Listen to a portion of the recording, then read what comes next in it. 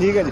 नमस्कार, मैं हूं जगरूप सिंह। आप देख रहे हैं टुडे न्यूज़। टुडे न्यूज़ हर कदम सच के साथ। उचाना खुर्द गांव में आज शहीद पारस शौकंद की मूर्ति अनावरण पर यहां के सांसद विजेंद्र जी पहुंचे हैं। खास बातचीत आपको करवाते हैं। सर, स्वागत है। बहुत बहुत धन्यवाद आपका। सर, आज एक कार्यक्रम में आप आए। उचाना जैसे पिछड़े इलाके के अंदर इस प्रकार का भव्य कार्यक्रम शहीद के लिए किया गया। सबसे पहले उसकी प्रतिक्रिया।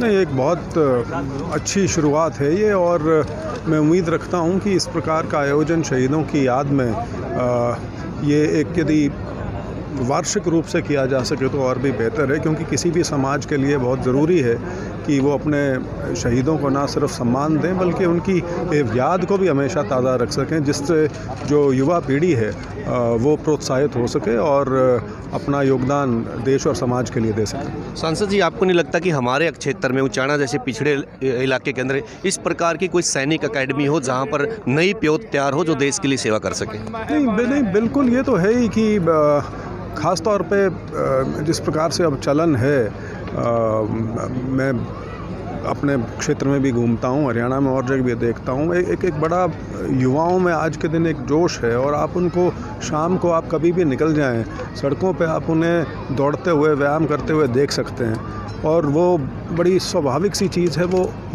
दो चीज़ों के लिए आमतौर पर वो तैयारी कर रहे होते हैं। वो सिर्फ शौकिया नहीं दौड़ रहे, वो एक तो भर्तियां जो हैं, चाहे वो पुलिस की हो, चाहे वो पैरामिलिट्री फोर्स की हो, चाहे वो फ़ौज की हो, उसकी तैयारी के लिए है, और दूसरा कुछ हैं जो ख़ास तौर पे खिलाड़ी बनना चाहते हैं एक अच्छे स्तर के। तो निसंदेह एकेडमी यदि होती है किसी भी क्षेत्र में, किसी भी प्रकार की, किसी एक गेम की या एक से ज़्यादा गेम्स की, तो अच्छी ट्रेनिंग और अच्छी सुविधाएं मिलें, ये तो बिल्कुल प्रयास होना चाहिए। जी बिल्कुल। सांसद जी, एक बात पूछना चाहते हैं। हमारा जो ये इलाका है कृषि के ऊपर निर्भर करता है। एक अभी अध्यादेश जारी हो गया कि अगर किसी ने पराली जला दी तो 1 करोड़ रुपए, 5 साल की सज़ा। तो एक प्रकार से भय का माहौल क्यों पैदा कर रही है सरकार?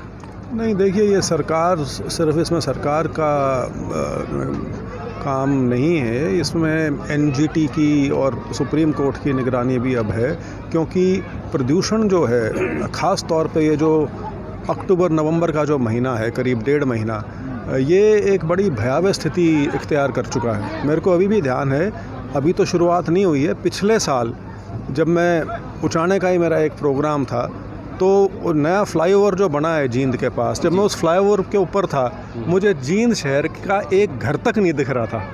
तो एक ऐसी स्थिति है जब आप एक गैस चैम्बर में जीने को मजबूर हुए हैं, तो उस स्थिति से निपटने के लिए किसी ना किसी समय पर कठोर कदम तो उठाने पड़ेंगे, लेकिन उसके साथ साथ ये ज़रूर है कि इसका असली समाधान जो है वो सिर्फ इसको कोई लॉ एंड ऑर्डर की समस्या के रूप में देख के करने का नहीं है। इसका समाधान तो यही है कि जो पराली है उसका जो निष्पादन है, किस प्रकार से उसको किसान के लिए आर्थिक तौर पे कोई इंसेंटिव दिया जाए या पराली का कोई प्रयोग करने का कोई तरीका हो। जब तक वो चीज़ें नहीं आएंगी तब तक ये समस्या मैं नहीं समझता कि ज़्यादा हद तक निपट पाएगी। सर, मैं आपकी बात से सहमत हूँ, 100% सहमत हूँ। अक्टूबर-नवंबर में किसान चलो प्रदूषण करता है, फैक्ट्रियाँ 12 महीने चलती हैं। ये कानून फैक्ट्रियों के लिए क्यों नहीं है? आखिर किसानों के ऊपर ही क्यों बोझ डाला जा रहा है? नहीं, मुझे नहीं लगता। आप किस हिसाब से कह रहे हैं कि फैक्ट्रियों के लिए कानून नहीं है?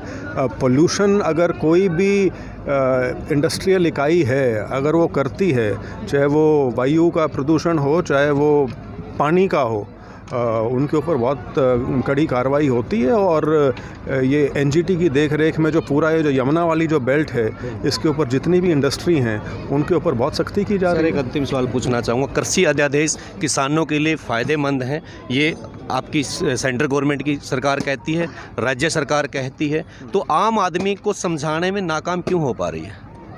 देखिए, मेरा ये मानना है कि ये एक इस प्रकार की चीज़ है जो सिर्फ समझाने से कोई समझने वाला नहीं है जी, क्योंकि ये एक जीवन का एक अभिन्न अंग बना हुआ है, जहाँ पे पिछले ख़ास तौर पे 1970 का जो पहले का जो दशक है 1970 के आसपास से, जब से ग्रीन रेवोल्यूशन हमारी पूरी ज़ोर पकड़ा उसने, तो तब से ये व्यवस्था स्थापित हुई है, जिसको करीब 50 साल हो गए, मतलब करीब 2-2.5 पीढ़ियाँ निकल गई हैं इस व्यवस्था में रहते हुए। तो एक मानसिकता बदलना इतना आसान नहीं है। और दूसरा ये है कि प्रचार ये हो गया है कि एमएसपी बंद किया जा रहा है या मंडियां बंद की जा रही हैं, जबकि ऐसा कुछ नहीं है। क्योंकि एमएसपी जो है, या ये मैं कहूँ कि सरकारी खरीद जो है, वो चलती रहनी है। क्योंकि देश में जो पब्लिक डिस्ट्रीब्यूशन सिस्टम की जो राशन की दुकानें आप जिनको कहते हैं, ये बहुत बड़े पैमाने पे हैं और आगे शायद और भी बढ़ेंगी। तो उसमें अनाज हमेशा चाहिए। जो देश का बफर स्टॉक है, जो किसी भी आपदा से निपटने के लिए 6 महीने से 1 साल या उससे भी ज़्यादा का स्टॉक रखना एक अनिवार्य चीज़ है, जिसका सबसे बड़ा उदाहरण अभी हमें इस कोरोना के काल में देखने को मिल गया, जब अप्रैल से लेकर नवंबर तक एक बहुत बड़ी जनसंख्या को मुफ्त में अन्न प्रदान किया गया है। तो ये ऐसी चीज़ें हैं जो देश ने हमेशा बना के रखनी है, और उसके लिए सरकारी खरीद एमएसपी पे ही होगी, उसमें कोई शक नहीं है, वो बनी रहेगी। इसके साथ प्रयास ये किया गया है, नया सुधार जो लाया गया है कि एक नई प्रणाली जो मुख्यतः प्राइवेट सेक्टर की होगी, उसको शुरू किया जाए। अगर वो कामयाब रहती है तो किसान, बड़ा स्वाभाविक सी बात है, वो शोर देखेगा, और यदि उसको उधर फ़ायदा दिखता है तो उसका रुझान उधर जा सकता है। नहीं तो अगर वो मंडी और सरकारी खरीद से ही सिर्फ वो संतुष्ट रहना चाहता है तो वो तो जारी है और आगे भी रहेगी। सर, युवाओं के देखते हुए कि हमारे क्षेत्र के बच्चे और ज़्यादा आर्मी की तरफ या देश सेवा के लिए आगे बढ़े, युवाओं के लिए संदेश मेरा ये है कि कृपया करके पढ़ाई लिखाई करें अच्छी तरह से, अपनी सेहत का ख्याल रखें, किसी प्रकार के ये जो नशीली चीज़ें हैं इनसे दूरी बनाए रखें।